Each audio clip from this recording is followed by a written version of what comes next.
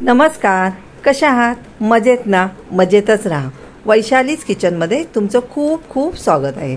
आज आपण शेवयांची खीर बनवणार आहोत, पण इथे दुधाचा वापर करणार नाही आहे, ही वेगळ्या पद्धतीने करणार आहोत. चला तर मग आपण शेवयांची खीर बनवूया.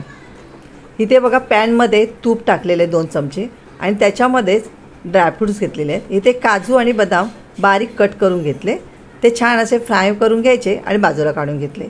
आता त्याच पॅनमध्ये आपण ही शेव टाकणार आहोत. इथे ही शेव मी जाडी घेतलेली नाही आहे, भाजकी जी शेव भेटते मार्केटमध्ये ती घेतलेली आहे. बारीक कुस्करून घेतली आणि पॅनमध्ये टाकून छान अशी भाजून घ्यायची.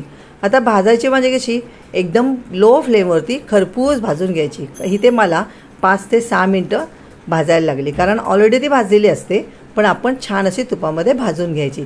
हीच तर खरं गंमत आहे, कारण ही शेव अशी छान खमंग अशी भाजून घ्यायची आहे. इथे आपली शेव छान अशी भाजून झाली आहे बघा, पूर्ण कलर चेंज झालेला आहे. आता ह्याच्यामध्ये आपण 2 ते 3 चमचे पिठी साखर घालणार आहोत. पिठी साखर तुमच्या चवीनुसार कमी जास्त इथे करू शकता.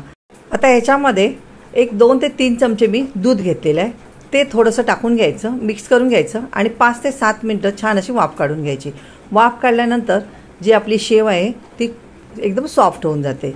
आता याच्यामध्ये थोडंसं गुलाब पाणी टाकलं आहे, कारण फ्लेवर खूप छान येतो. वरून आपण जे ड्रायफ्रूट्स फ्राय केलेले होते ते टाकले, वेलची पावडर टाकली. आता ह्याच्यामध्ये मेन इन्ग्रेडियंट म्हणजे काय, दुधाची पावडर. इथे 2 चमचे दुधाची पावडर टाकलेली आहे आणि सर्व असं मिक्स करून घ्यायचं. आता परत 2 मिनटं झाकण ठेवायचं आणि आपली इथे झटपट शेव तयार झालेली आहे. बघा पूर्ण मोकळी झालेली आहे शेव आपली इथे. आता आपण ती काढून घेऊया.